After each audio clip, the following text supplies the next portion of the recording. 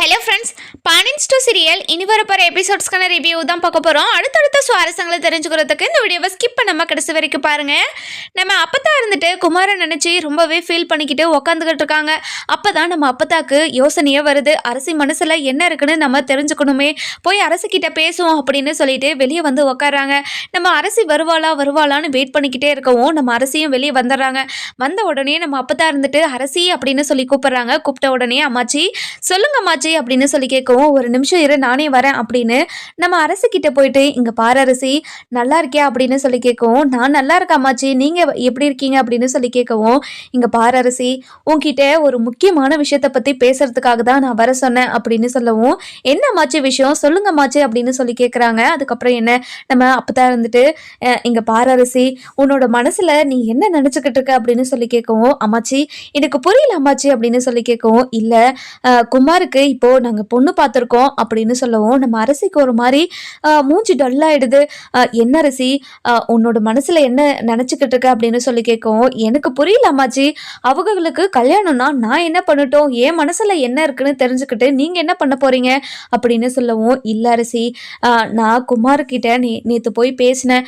அவன் ரொம்ப மனசு வருத்தத்துல இருக்கான், உன்னை மட்டும்தான் நினைச்சுக்கிட்டு இருக்கானா, ஒரு பொண்ணு மனசுல இருக்கிறப்ப இன்னொரு கல்யாணத்தை எப்படி என்னால பண்ணிக்க முடியும்னு ரொம்பவே அழுதுகிட்டே பேசினா. குமார் இப்படியெல்லாம் பேசி நான் எப்பவுமே பார்த்ததே கிடையாது. அதுவும் ரொம்ப கண்ணிலெல்லாம் தண்ணி விட்டுட்டு பேசினானா, எனக்கு ஒரு மாதிரி ஆயிடுச்சு. இப்போவும் குமார் உன் மனசுல இருக்கானா இல்லையான்னு தெரிஞ்சுக்க தான் உன்கிட்ட கேட்டமா அப்படின்னு சொல்லவும், இங்க பாருங்க அம்மாச்சி, நடந்த பிரச்சனையெல்லாம் உங்களுக்கு தெரியாதா அம்மாச்சி, தெரிஞ்சிருந்தோம் இப்படியெல்லாம் பேசலாமா அப்படின்னு சொல்லி கேட்கவும், இல்ல அரசி நீ எங்களோட வீட்டுக்கு மருமகளா வர்றது எனக்கும் சந்தோஷம்தான் அரசி, அதனால தான் இப்படி ஒரு விஷயம் நடந்துடாதான்னு உங்ககிட்ட வந்து பேசிக்கிட்டு இருக்க அப்படின்னு சொல்லவும், இங்க பாருங்க அம்மாச்சி, அப்படி ஒரு விஷயம் இனிமேல் நடக்கவே நடக்காது. நீங்க அதை நினைச்சு இந்த விஷயம் நடந்துருமோன்னு நினைச்சு சந்தோஷம்லாம் பட்டுக்கிட்டு இருக்காதீங்க அம்மாச்சி. நீங்க வேற வேலை இருந்தா பாருங்க. அது மட்டும் இல்லாம உங்களோட பேரனுக்கு இன்னொரு கல்யாணத்தை பண்ணி வைக்கணும்னு நினைச்சீங்களே, தாராளமா பண்ணி வைங்க. ரொம்ப சந்தோஷமா இருந்தா எனக்கும் சந்தோஷம்தான் அப்படின்னு சொல்லிட்டு உள்ள போயிடுறாங்க. அதுக்கப்புறம் என்ன நம்ம அப்பத்தாக்கு ரொம்பவே மனசு வருத்தப்படுறாங்க. அதுக்கப்புறம் நம்ம குமார் கிட்ட போயிட்டு, இங்க பாருடா குமாரு, நீ பழசே நினைச்சுக்கிட்டே இப்படி வருத்தப்பட்டுக்கிட்டெல்லாம் உட்காந்துக்கிட்டு இருக்காத. உன்னோட அப்பாவும் உன்னோட பெரியப்பாவும் பார்த்த பொண்ணை கல்யாணம் பண்ணிக்கிட்டு நீ சந்தோஷமா இருக்கணும் அப்படின்னு சொல்லவும், இதை கேட்ட உடனே குமார் இருந்துட்டு, இங்க பாருங்க அப்பத்தா, நான் சந்தோஷமா இருப்பேனா இல்லையானலாம் எனக்கு தெரியாது. ஆனா தினம் தினம் குற்ற உணர்ச்சியில நொந்துக்கிட்டோ செத்துக்கிட்டும் தான் இருப்பேன் அப்படின்னு சொல்றாங்க. இதை கேட்ட உடனே நம்ம அப்பத்தாக்கு அப்படியே ரொம்ப கஷ்டமாயிடுது. இங்க பாருடா, நீ சந்தோஷமா இருக்கணுன்றதுக்காக தாண்டா உன்னோட அப்பாவும் உன்னோட அம்மாவும் இப்போ வரைக்குமே நினைச்சுக்கிட்டு இருக்காங்க. அவங்களுக்காகவாது நீ சந்தோஷமா இருக்கணும் இல்லடா. இங்க பாருங்க அப்பத்தா, அவங்களுக்காகவாது கண்டிப்பா அவங்க முன்னாடி நான் சந்தோஷமா இருக்கிற மாதிரி நடிக்கணும்னே தவிர ஒரு நாளும் நான் சந்தோஷமாலாம் இருக்க மாட்டேன். நீங்க என்ன நினைச்சாலாம் கஷ்டப்படாதீங்க, பரவாயில்ல, என்னோட தலையெழுத்து இப்படிதான் இருக்கும்னு நினைச்சா நம்ம என்ன பண்ண முடியும், அதனால என்னை பத்தியெல்லாம் நீங்க யோசிக்காம நீங்க சந்தோஷமா இருங்க அப்பத்தா அப்படின்னு சொல்லிட்டு மேலே போயிடுறாங்க. அதுக்கப்புறம் என்ன நம்ம குமார் இருந்துட்டு யோசிச்சுக்கிட்டே இருக்காங்க. அரசிக்கிட்ட ஒரே ஒரு முறை பேசி என்னோட மனசுல என்ன இருக்குன்னு அவகிட்ட நான் சொல்லணுமே அப்படின்னு சொல்லி யோசிச்சுக்கிட்டு இருக்காங்க. திரும்பவும் மேலே போன வேகத்திலேயே கீழே வந்து அப்பத்தா கிட்ட, இங்க பாருங்க அப்பத்தா, எனக்கு ஒரே ஒரு ஹெல்ப் மட்டும் பண்றீங்களா அப்பத்தா அப்படின்னு சொல்லி கேட்கவும், இதை கேட்ட உடனே நம்ம அப்பத்தாக்கு பயங்கரமா ஷாக் ஆயிடுது.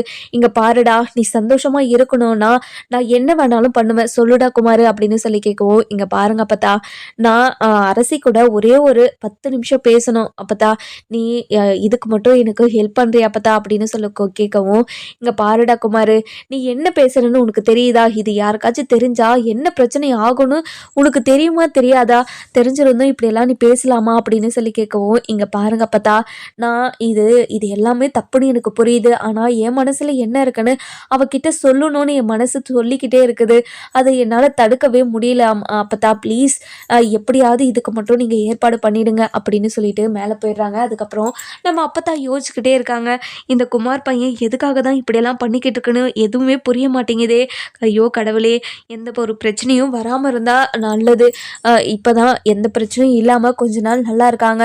இதுக்கு மேலே பிரச்சனைனா என்னோட உடம்பு தாங்காது, என்னோட மனசும் அவ்வளோ பலமாக ஒன்றும் இல்லையே அப்படின்னு இப்போ ரொம்பவே வருத்தப்பட்டுக்கிட்டு உட்காந்துக்கிட்டு இருக்காங்க. அந்த நேரம் பார்த்து நம்ம அரசி வெளியே வந்து படிக்கலான்னு உட்காந்துக்கிட்டு இருக்கவும் படிச்சுக்கிட்டு இருக்காங்க. நம்ம அம்மா அம்மாச்சி இருந்துட்டு வெளியே யாராவது இருக்கிறாங்களா, உள்ளே யார் இருக்காங்கன்னு சொல்லிட்டு எட்டி எட்டி பார்த்துக்கிட்டே இருக்கவும், நம்ம அரசி இருந்துட்டு இதை பார்த்துறாங்க. பார்த்த உடனேயே நம்ம அரசி இருந்துட்டு, "அம்மாச்சி என்ன அம்மாச்சி?" அப்படின்னு சொல்லி கேட்கவும், "இல்ல அரசி, வீட்டில் எல்லாரும் இருக்காங்களா?" அப்படின்னு சொல்லி கேட்கவும், இல்ல இல்ல அம்மாச்சி, வீட்டில் வீட்ல இருந்துட்டு அம்மா மட்டும்தான் இருக்காங்க. அம்மாவும் கொல்லைப்புறத்துல துணி துவைச்சுக்கிட்டு இருக்காங்க அப்படின்னு சொல்றாங்க. இந்த நேரத்துல நம்ம எப்படியாவது குமார் கூட அரசிய பேச வச்சிரணுமே அப்படின்னு சொல்லி யோசிச்சு, நம்ம அதாவது யாரு அரசிய கூட்டிட்டு வரலான்னு சொல்லிட்டு நம்ம அரசிக்கிட்ட போயிட்டு, "அரசி, ஒரு 10 நிமிஷம் மட்டும் என் கூட வரியா?" அப்படின்னு சொல்லி கேட்கவும், "எதுக்கு அம்மாச்சி? நான் எதுக்கு உங்க கூட வரணும்?" அப்படின்னு சொல்லி கேட்குறாங்க. "இங்க பாரு, இந்த அம்மாச்சி பேச்சை கேட்க மாட்டியா? ஒரு 10 நிமிஷம் மட்டும் என் கூட வா" அப்படின்னு சொல்லிட்டு கூட்டிட்டு போறாங்க.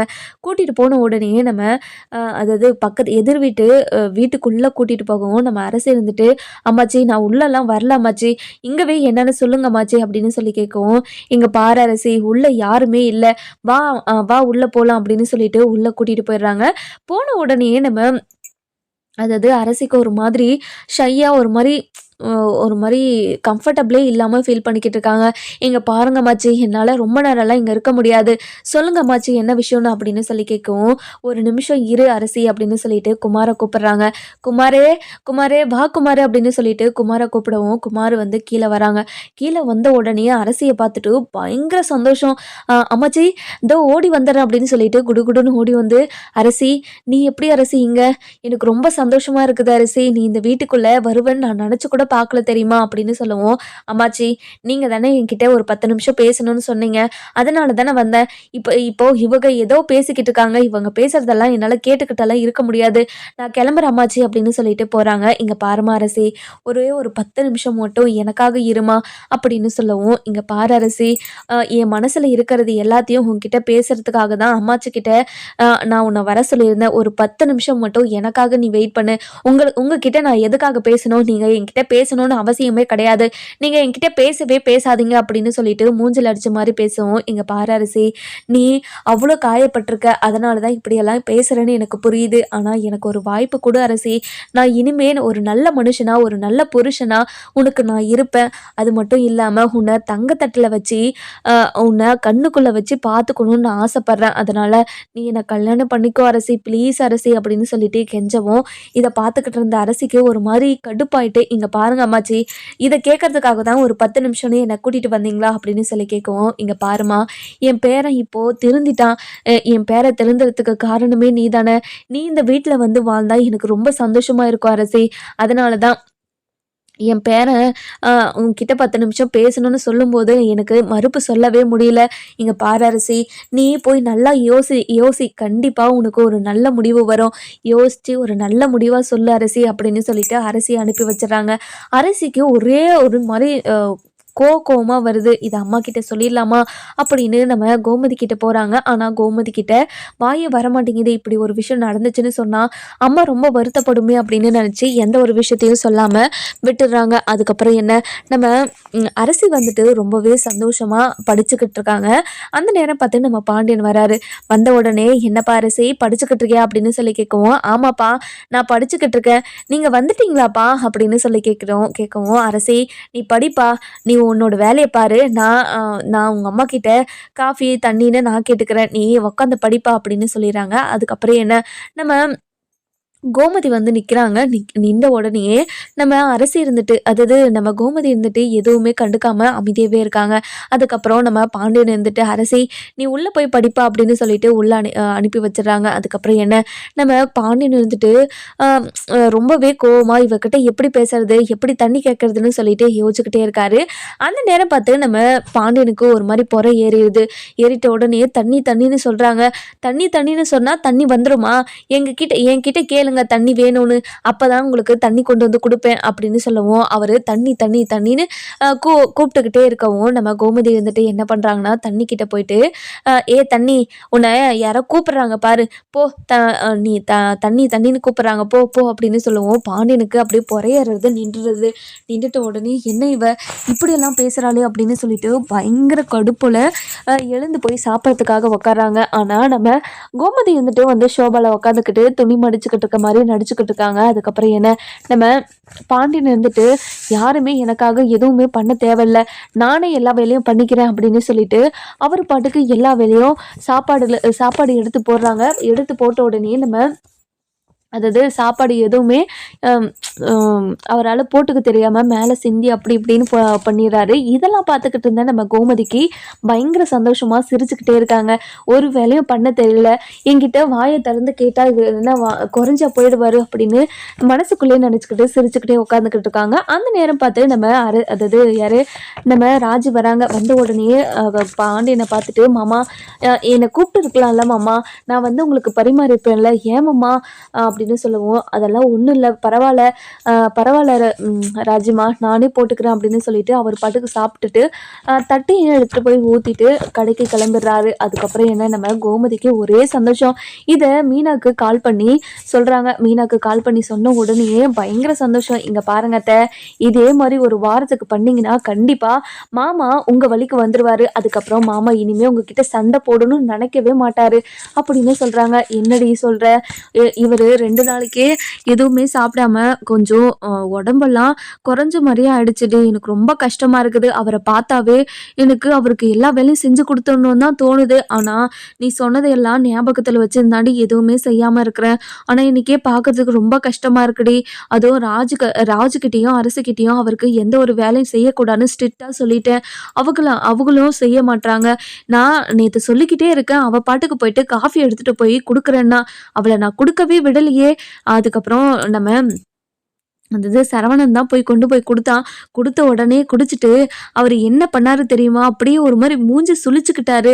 அதுவும் சக்கரை அதில் எவ்வளோ இருந்துச்சு தெரியுமா அப்படின்னு சொல்லிட்டு இவங்க பாட்டுக்கு பேசி சிரிச்சுக்கிட்டு இருக்காங்க. அதுக்கப்புறம் என்ன செந்தில் வந்து என்ன என்ன நடந்துக்கிட்டு இருக்கீங்க, இங்கே பாரு மீனா, நீ ரொம்ப ஓவராக பண்ணிக்கிட்டு இருக்கன்னு எனக்கு தோணுது. இங்கே பாரு, இந்த வேலையெல்லாம் விட்டுட்டு உன்னோட வேலை என்னவோ அதை மட்டும் பாரு அப்படின்னு சொல்லி பேசவும், இதை கேட்ட நம்ம கோமதி இருந்துட்டு, என்ன மீனா, என்ன உன்னை திட்ட ஆரம்பிச்சுட்டானாம?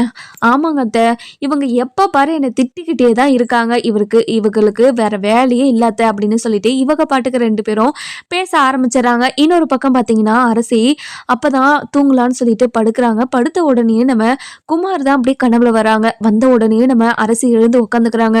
ஐயோ கடவுளே, எதுக்காக இவங்க என்னோட கனவுல வரணும், இந்த கனவுல எல்லாம் வரவே கூடாது, இது மிகப்பெரிய தப்பு அப்படின்னு சொல்லிட்டு மனசுல சொல்லிக்கிட்டு படுக்க ஆரம்பிச்சிடறாங்க.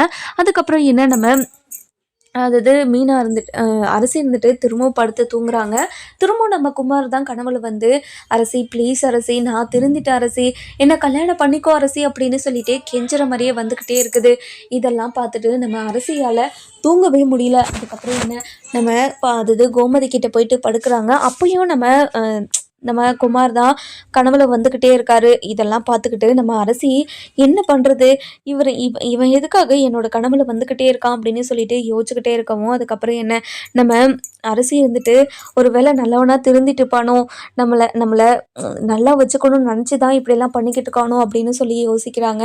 அதுக்கப்புறம் நம்ம அது யார் குமார் இருந்துட்டு கனவுல வந்து, இங்கே பாரு அரசி, நீ இப்போ யோசிக்கிறது தான் கரெக்டு, நான் உன்னை கல்யாணம் பண்ணிக்கிட்டேன்னா கண்டிப்பாக உன்னை நல்லா வச்சுப்பேன் அப்படின்னு கனவுல வந்து சொல்கிறாங்க. இதை கேட்ட உடனே அரசிக்கு பயங்கரமாக ஷாக் ஆகிடுது.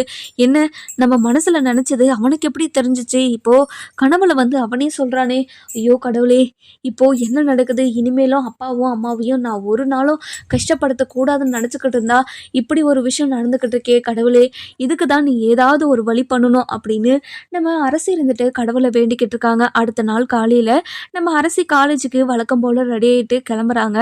இதை பார்த்த குமார் இருந்துட்டு அரசிக்கிட்ட இன்னைக்கு எப்படியாவது பேசிடணும்னு சொல்லிட்டு அரசி பின்னாடியே போயிட்டு அதாவது நிற்கிறாங்க. நின்ற உடனே நம்ம அரசி இருந்துட்டு குமாரை பார்த்துட்டு, இங்கே பாருங்க, எதுக்காக இப்படி என்னை வழிமறித்து நிற்க வச்சுருக்கீங்க, முதல்ல வழியை விடுங்க அப்படின்னு சொல்லவும், அரசி இங்கே பாரு அரசி, என்னை எப்படியாவது என்னை கல்யாணம் பண்ணிக்க நீ ஒத்துக்கோ அரசி, நான் கண்டிப்பாக உன்னை ரொம்ப நல்லா பார்த்துப்பேன், நான் உன்னை பழி வாங்கணுனோ இல்லை உன்னை கஷ்டப்படுத்தணும்னோ இது எல்லாத்தையும் உன்கிட்ட சொல்லலை.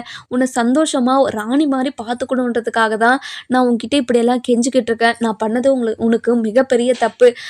அந்த தப்புக்காக நான் பிராயச்சம் பண்ணணும்னு நினைக்கிறேன்.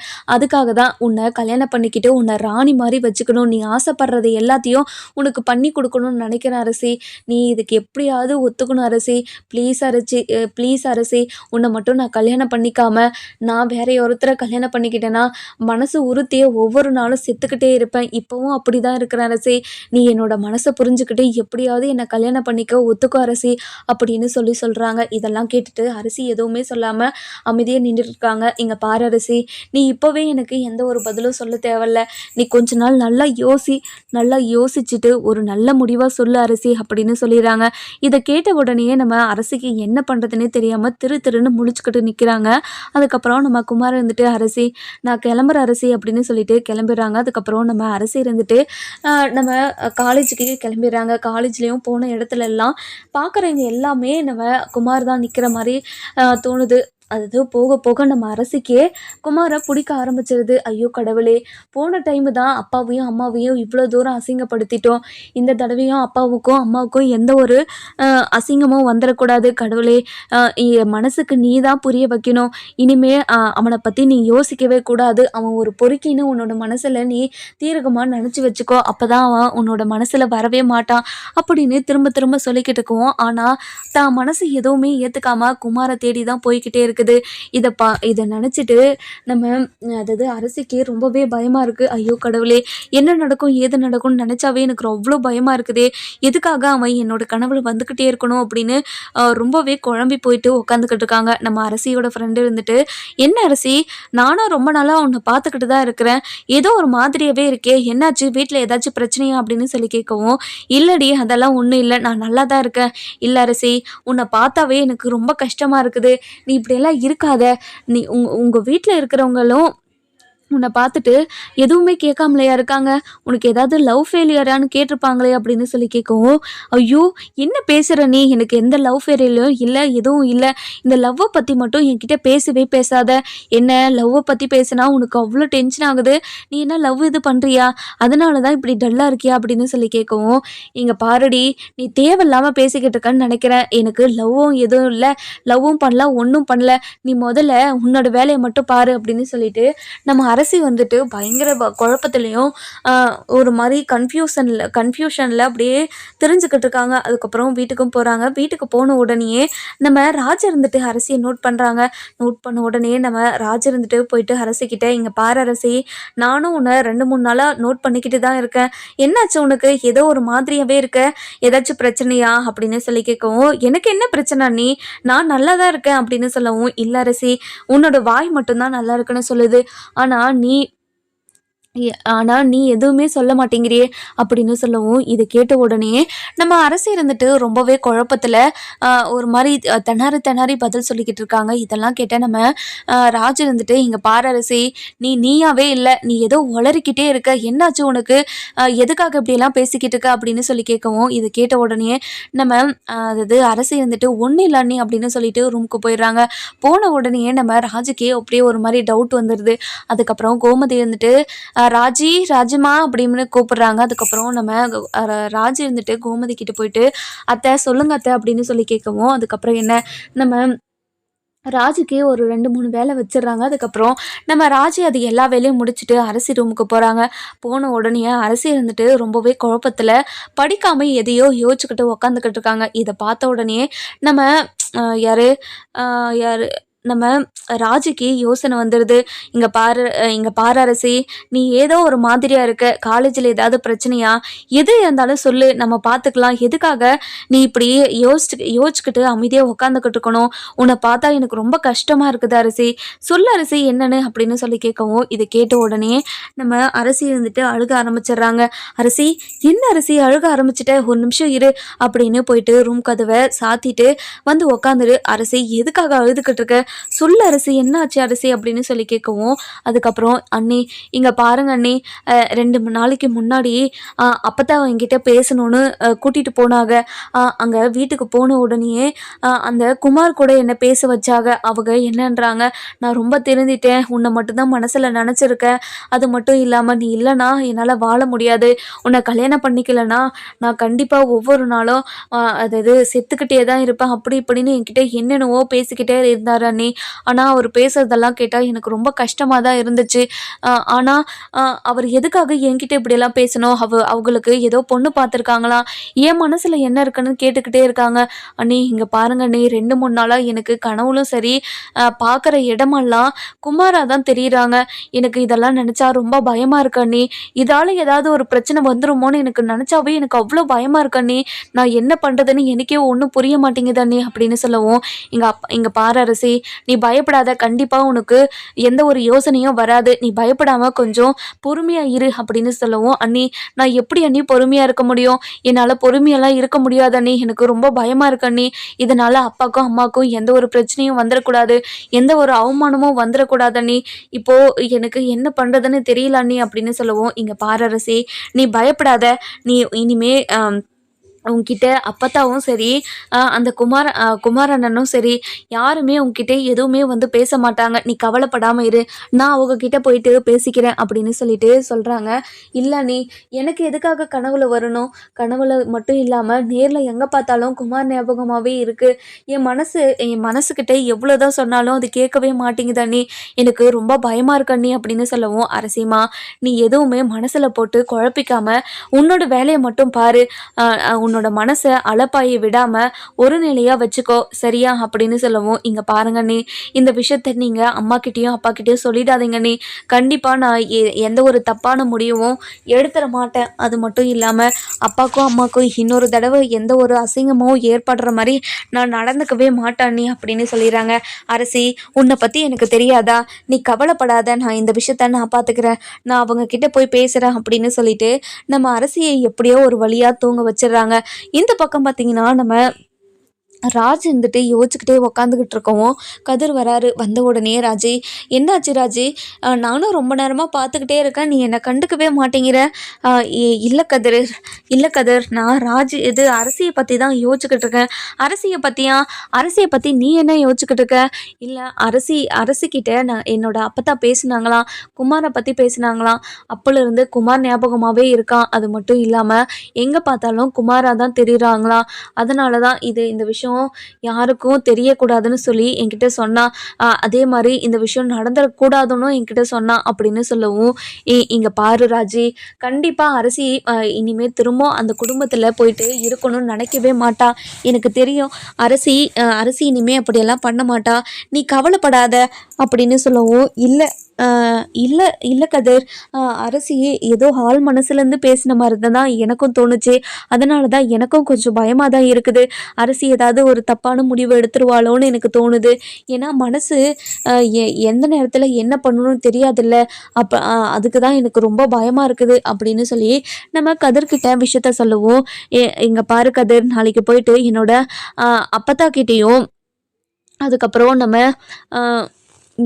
நம்ம அப்பத்தாக்கிட்டேயும் அண்ணன்கிட்டேயும் பேசலான்னு இருக்கேன், நான் பேசவா அப்படின்னு சொல்லவும், இங்கே பாரு ராஜி, உன் மனசுக்கு என்ன தோணுதோ நீ எல்லாத்தையுமே பண்ணலாம், நீ கவலையே படாமல் நீ போய் பேசிட்டு வா, நான் உனக்கு சப்போர்ட் பண்ணுறேன் அப்படின்னு சொல்கிறாங்க. அடுத்த நாள் காலையில் வேலையாக நம்ம ராஜ் இருந்துட்டு அப்பத்தா கிட்டே போயிட்டு பேசலான்றதுக்காக வீட்டுக்கு போகிறாங்க. வீட்டுக்கு போன உடனே நம்ம அப்பத்தா இருந்துட்டு ஷோபாவில் உட்காந்து வெத்தலை பாக்கு சாப்பிட்டுக்கிட்டு இருக்கிறத பார்த்துட்டு, அம்மாச்சி அப்படின்னு சொல்கிறேன், அப்பத்தா அப்படின்னு சொல்கிறாங்க. சொன்ன உடனே நம்ம அப்பத்தாவும் திரும்பி பார்க்குறாங்க. பார்த்த உடனே ராஜு நின்றுக்கிட்டு இருக்கிறத பார்த்துட்டு பயங்கர சந்தோஷமா, ராஜி வா உள்ளே வா ராஜி, இங்கே பாருங்க அப்பத்தா, உள்ள அப்பாவும் சித்தப்பாவும் இருக்காங்களா அப்படின்னு சொல்லி கேட்கவும், உள்ளே யாருமே இல்லை வா அப்படின்னு சொல்லி கூப்பிட்றாங்க. உள்ளே போகிறாங்க. போன உடனே அண்ணன் எங்கே இருக்குது அப்படின்னு சொல்லி கேட்கவும், அண்ணனும் மேலே தான் இருக்குது, அண்ணன்கிட்ட பேசணும், நீங்களும் வரீங்களா அப்படின்னு சொல்லிட்டு மேலே கூட்டிகிட்டு போகிறாங்க. போன உடனே நம்ம குமார்கிட்டையும் நம்ம அப்பத்தாக்கிட்டையும், இங்கே பாருங்கண்ணே, உங்களை பார்க்க வந்த விஷயத்தை பற்றி நான் பேசுகிறேன், அரசுக்கிட்ட நீங்கள் பேசுனீங்களா அப்படின்னு சொல்லி கேட்கவும், இது எப்படி உனக்கு தெரியும் அப்படின்னு சொல்லிட்டு நம்ம அப்பத்தா கேட்குறாங்க. இங்கே பாருங்க அப்பத்தா, இந்த விஷயத்தில் நீங்கள் எடுத்த முடிவு ரொம்ப பெரிய தப்பு. ஏற்கனவே வீட்ல எவ்வளோ பெரிய விஷயம் நடந்துகிட்டு இருக்குன்னு உங்களுக்கு தெரியும்ல. அப்படி தெரிஞ்சிருந்தும் அரசிக்கிட்ட எதுக்காக இப்படியெல்லாம் பேசுனீங்க? அரசி இப்பல்லாம் ஒரு மாதிரி உக்காந்துக்கிட்டே இருக்கா. எப்ப பாரு குமார் வந்து கனவுல வந்துக்கிட்டே இருக்கானா. கனவுல வந்து டிஸ்டர்ப் பண்றது இல்லாம, அதாவது காலேஜ்ல எங்க பார்த்தாலும் அவன் முகமா தான் தெரியுதாம். அதனால இனிமே அ இங்க பாருங்க அண்ணே, நீங்க இனிமே அரசிக்கிட்ட பேசாதீங்க. அரசி ரொம்ப பாவம். ரொம்பவே மனசு போய் இருக்கா. ஏற்கனவே நடந்த விஷயத்தெல்லாம் நினைச்சாவே அவ தினமும் சாப்பிட கூட மாட்டேங்கிறா. அதனால அவளை சாப்பிட வைக்கிறதே ரொம்ப கஷ்டப்பட்டு தான் சாப்பிட வைக்கிறோம். நீங்க அவ கூட கொஞ்சம் பேசாம இருந்தா நல்லா இருக்கும் அப்படின்னு சொல்லவும், நம்ம குமார் வந்துட்டு தான் மனசுல இருக்கிறது எல்லாத்தையும் நம்ம ராஜு கிட்ட கொட்டி தீர்த்துடுறாங்க. இங்க பாரு அரசி, நீ எப்படியாவது அரசிய என் கூட சேர்த்து வச்சிருயா ராஜி அப்படின்னு சொல்லி கேட்கவும், நம்ம ராஜு இருந்துட்டு நம்ம அரசியையும் குமாரியையும் சேர்த்து வைப்பாங்களா மாட்டாங்களான்னு சொல்லிட்டு நம்ம வர எபிசோட்ல பார்க்கலாம்.